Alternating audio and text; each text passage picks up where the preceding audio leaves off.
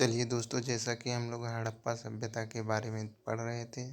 आज हड़प्पा सभ्यता के नगर नियोजन को देख लेते हैं। सामान्य विशेषताएं। सिंधु सभ्यता के नगर विश्व के प्राचीनतम सुनियोजित नगर हैं। ऐसा प्रतीत होता है कि संपूर्ण नगर किसी संस्था के निर्देशानुसार बनाए गए हैं। सड़कें सीधी दिशा में एक दूसरे के समकोण पर काटती हुई नगर को अनेक वर्गाकार तथा चतुर्भुजाकार खंडों में विभाजित करती थी। सिंधु सभ्यता में सर्वाधिक चौड़ी सड़क मोहनजोदड़ो से प्राप्त हुई, जिसकी चौड़ाई लगभग 10 मीटर। पुराविदों ने इसे राजपथ प्रथम सड़क की संज्ञा दी है। सामान्यतः मकानों में 4 या 5 कमरे बनाए जाते थे। मकान में आंगन, रसोई घर, स्नानागार, कुएं तथा कुछ बड़े घरों में शौचालय बनाए जाते थे। सामान्यतः मकान के दरवाजे मुख्य सड़क पर न खुलकर गलियों में खुलते थे। हड़प्पा और मोहनजोदड़ो में मकानों के निर्माण में सामान्यतः पक्की ईंटों का प्रयोग मिलता है, जबकि अन्य स्थलों में ज़्यादातर कच्ची ईंट का प्रयोग मिलता है। मात्र कालीबंगा से अलंकृत ईंट का प्रमाण मिलता है। सामान्यतः ईंटों का आकार 10 संबंधे 5 10 लंबाई, 5 चौड़ाई और 2.5 इंच था मोटाई, जिसमें 4:2:1 का अनुपात था। प्रमुख नगरों की विशेषताएं देख लेते हैं दोस्तों। हड़प्पा नगर 2 खंडों में विभक्त था। पश्चिम में दुर्ग क्षेत्र एवं पूर्व में निचला नगर था। दुर्ग क्षेत्र से बाहर उत्तर में एक टीले के उत्खनन से कुछ महत्वपूर्ण अवशेष प्राप्त हुए, जैसे मजदूरों को रहने के लिए श्रमिक बस्ती। कुल 15 मकान प्राप्त हुए हैं। दूसरा, इसी के पास से 16 भट्टियां प्राप्त हुई, जिसमें कोयले और कंडे की राख मिली है। पुराविदों ने इसे तांबा गलाने का कारखाना माना है। यहीं से पक्की ईंटों से निर्मित 18 वृत्ताकार चबूतरे मिले हैं, जिनके मध्य में एक गड्ढा है। गड्ढे में गेहूं और जौ एवं राख के साक्ष्य मिले हैं। मोहनजोदड़ो की विशेषताएं। मोहनजोदड़ो का नगर 2 खंडों में विभक्त था। पश्चिम में दुर्ग क्षेत्र एवं पूर्व में निचला नगर। दुर्ग क्षेत्र से अनेक सार्वजनिक इमारतें प्राप्त हुई हैं। नंबर 1, विशाल स्नानागार। यह पक्की ईंटों से निर्मित सिंधु सभ्यता की सबसे सुंदर कृति है। यह पूरी इमारत 180 फीट लंबी एवं 108 फीट चौड़ी है। इसके मध्य में एक तालाब है, जिसका आकार 11.89 मीटर लंबा, 7.01 मीटर चौड़ा, 2.43 मीटर गहरा है। तालाब में तल तक पहुंचने के लिए उत्तर तथा दक्षिण दिशा में सीढ़ियां बनी थीं। तालाब के दक्षिण पश्चिम में एक नाली थी, जिसमें से तालाब का गंदा पानी बाहर निकल जाता था। दूसरा, विशाल अन्नागार। यह अन्नागार 45.71 मीटर लंबा एवं 22.86 मीटर चौड़ा है। अन्नागार के उत्तर में एक चबूतरा बनाया गया है। अन्नागार में कुल 27 प्रकोष्ठ बने हैं। सिंधु सभ्यता का सबसे बड़ा अन्नागार है। तीसरा, पुरोहित आवास। विशाल स्नानागार के पास से एक विशाल इमारत का प्रमाण मिलता है, जो 70.1 मीटर लंबा और 23.77 मीटर चौड़ा है। चन्हुदड़ो। सामान्य नगर के अवशेष प्राप्त हुए हैं। वक्राकार ईंट का प्रमाण मिलता है। गुड़िया मनका बनाने का कारखाना प्राप्त हुआ। लोथल। इसे लघु हड़प्पा एवं लघु मोहनजोदड़ो कहा जाता है। लोथल नगर के पश्चिम में दुर्ग क्षेत्र एवं पूरब में निचला नगर था। यहाँ का दुर्ग क्षेत्र एवं निचला नगर एक ही रक्षा प्राचीर से घिरा हुआ था। लोथल से गुड़िया मनका बनाने का कारखाना मिला और यहीं से एक रंगाई कुंड का प्रमाण मिलता है। लोथल में मकानों के दरवाजे मुख्य सड़कों पर खुलते थे। लोथल के निचले नगर के पूरब में एक डाक यार्ड गोदीवाड़ा प्राप्त हुआ। यह पकी ईंटों से निर्मित था। इसका आकार 218 मीटर लंबा, 36 मीटर चौड़ा एवं 3.3 मीटर गहरा है। धौलावीरा, यह भारत स्थित सिंधु सभ्यता का सबसे बड़ा नगर है। धौलावीरा नगर अन्य नगरों की योजना से भिन्न योजना में बसाया गया है। यहाँ से 16 जलाशयों का प्रमाण मिलता है। यहीं से स्टेडियम एवं सूचना पट्ट का प्रमाण मिलता है। अगला दोस्तों कालीबंगा देख लेते हैं। कालीबंगा यह नगर 2 खंडों में विभक्त है। पश्चिम में दुर्ग क्षेत्र एवं पूर्व में निचला नगर। यहाँ से सिंधु सभ्यता के नीचे पूर्व सैंधव संस्कृति के प्रमाण मिलते हैं। यहाँ का दुर्ग क्षेत्र एवं निचला नगर दोनों अलग अलग रक्षा प्राचीर से घिरा था। यहाँ के एक फर्श से अलंकृत ईंट का साक्ष्य मिलता है। यहाँ से आयताकार अग्निवेदिकाएं प्राप्त हुई हैं। बनावली, यहाँ का दुर्ग क्षेत्र एवं निचला नगर अलग अलग नहीं है। मिट्टी का बना खिलौना के रूप में हल प्राप्त हुआ है। अग्निवेदिकाएं प्राप्त हुई हैं। चलिए दोस्तों अब आगे हम लोग हड़प्पा सभ्यता की सामाजिक जीवन के बारे में देख लेते हैं। सामाजिक जीवन, सिंधु सभ्यता के समाज का स्वरूप मात्र सत्तात्मक था। सैंधव समाज में कई वर्गों के अस्तित्व के प्रमाण मिलते हैं। सैंधव समाज को भिन्न भिन्न या विभिन्न वर्गों में बांटा जा सकता है। नंबर 1 विद्वान वर्ग, जिसके अंतर्गत पुरोहित, वैद्य, शिक्षक, ज्योतिषी आदि आते हैं। दूसरा योद्धा वर्ग, योद्धा वर्ग के अंतर्गत दोस्तों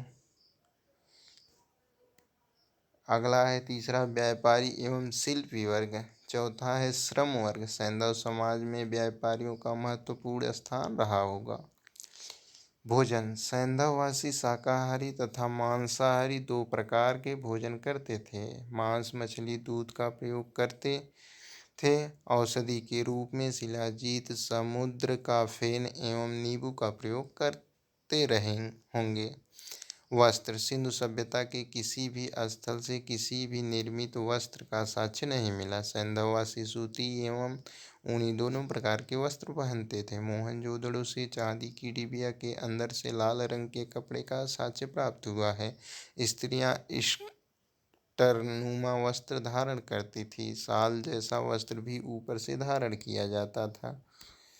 आगे देख लेते हैं दोस्तों आभूषण। आभूषण, सैंधववासी विभिन्न प्रकार के आभूषणों का भी प्रयोग करते थे। आभूषण में सोना, चांदी, तांबा एवं कांसे से निर्मित होते थे। इसके अतिरिक्त कीमती पत्थरों, साधारण पत्थरों, मिट्टी एवं हाथी दांत से भी आभूषण बनाए जाते थे। मुख्य आभूषणों में हार, बाजूबंद, बालपीन, अंगूठी, चूड़ियां आदि का प्रयोग करते थे। हड़प्पा से सोने का बना हुआ 6 लड़ियों वाला हार प्राप्त हुआ। सौंदर्य के बारे में देख लेते हैं दोस्तों। सैंधववासी सौंदर्य प्रेमी थे। हड़प्पा के उत्खनन से 7 प्रसाधन बॉक्स प्राप्त हुआ। हड़प्पा से ही काजल की डिबिया, सफ़ेद पाउडर के प्रमाण मिलते हैं। चन्नू दड़ों से लिपस्टिक के प्रमाण मिलते हैं। स्त्रियां विभिन्न प्रकार के केश विन्यास करती थीं। समाधान प्रणाली देख लेते हैं दोस्तों। सैंधववासी अपने मृतकों का 3 प्रकार से अंतिम संस्कार करते थे। नंबर 1 पूर्व समाधान या पूर्ण समाधान, मृतकों को कब्र में दफनाने की परंपरा थी। नंबर 2 आंशिक समाधान, मृतकों के शरीर को जंगल में रख देना। जब पशु पक्षी उसके मांस को खा लेते थे तो हड्डियों को दफना देना। नंबर 3 दाह संस्कार, मृतकों को जलाने की परंपरा। सिंधु सभ्यता के स्थलों से प्राप्त साक्ष्यों के आधार पर यह निष्कर्ष निकलता है कि सैंधववासियों की लोकप्रियता समाधान प्रणाली पूर्ण समाधान थी। सैंधववासी सामान्यतः अपने मृतकों का सिर उत्तर और पैर दक्षिण में रखकर दफनाते थे।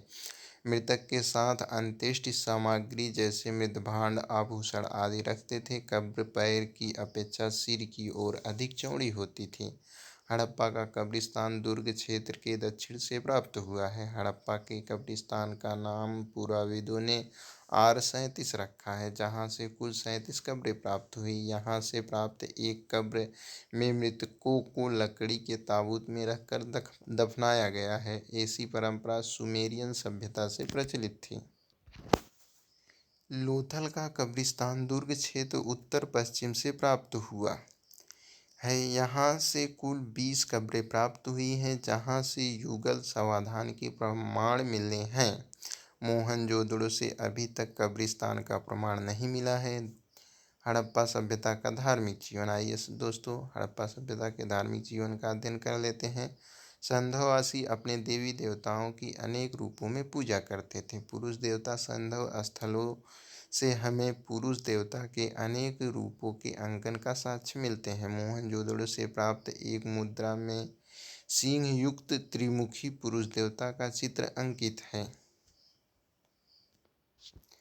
यह योग मुद्रा में एक चौकी पर निर्वस्त्र बैठा है। देवता के दाहिने ओर एक हाथी और एक बाघ का चित्र अंकित है तथा बाएं ओर एक गैंडा तथा एक महिषी अर्थात भैंस है और एवं चौकी के नीचे 2 हिरण के चित्र अंकित है। मार्शल महोदय ने इस चित्र को शिव का आदि रूप माना है। पौराणिक काल में शिव के महायोगी पशुपतिनाथ, त्रिनेत्रधारी, त्रिशूलधारी आदि अनेक नामों से जाना जाता था, जिनका प्रतीकात्मक चित्रण इस मुद्रा से मिलती है। आइए दोस्तों आगे देख लेते हैं। हड़प्पा से प्राप्त एक मुद्रा में एक तरफ पेड़ पर बने मचान पर एक पुरुष आकृति बैठी है और पेड़ के नीचे एक बाघ खड़ा है। इस मुद्रा के दूसरी ओर एक बैल का चित्र है और उसके सामने एक त्रिशूल गड़ा है। इसे भी शिव का प्रतीक रूप माना गया है। मातृ देवी।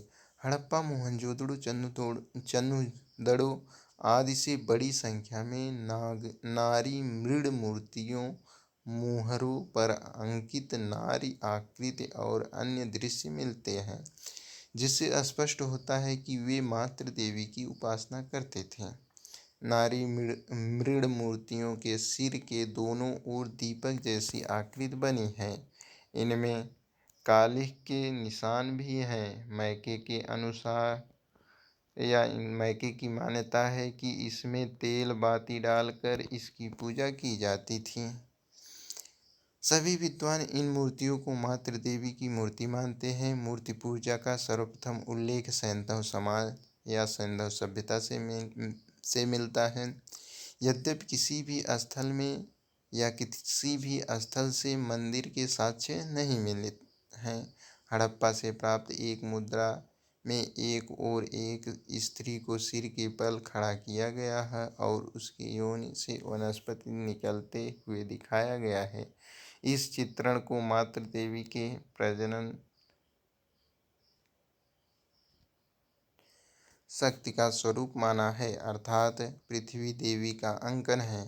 मार्शल एवं व्हीलर का मत है कि सैंधव देवकुल में मातृ देवी का स्थान सर्वोपरि है। पशु पूजा। सैंधववासी अपने देवी देवताओं की कल्पना पशु रूप में भी की है। ये देवताओं की काल्पनिक एवं वास्तविक पशु देवताओं के रूप में पूजा करते थे। काल्पनिक पशु। मोहनजोदड़ो से प्राप्त एक मुद्रा में 3 सिर वाले पशु का चित्र अंकन है। आगे देख लेते हैं दोस्तों। नीचे का सिर एवं सींग भैंसे का और बीच एवं ऊपर का सिर एवं सींग बकरे का। मोहनजोदड़ो से प्राप्त एक अन्य मुद्रा में 3 बाघों के शरीर को एक में जुड़ा हुआ दिखाया गया है। ऐसे काल्पनिक पशु हो सकते हैं यज्ञ, अग्नि पूजा एवं पशु बलि। आइए दोस्तों देख लेते हैं आगे। सैंधववासी यज्ञ एवं अग्नि की पूजा करते थे। यज्ञों में पशु की बलि दी जाती थी। दोस्तों आज का वीडियो यहीं तक होगा। यदि वीडियो अच्छा लगा हो तो लाइक, सब्सक्राइब और शेयर जरूर करें। वीडियो देखने के लिए धन्यवाद। जय हिंद।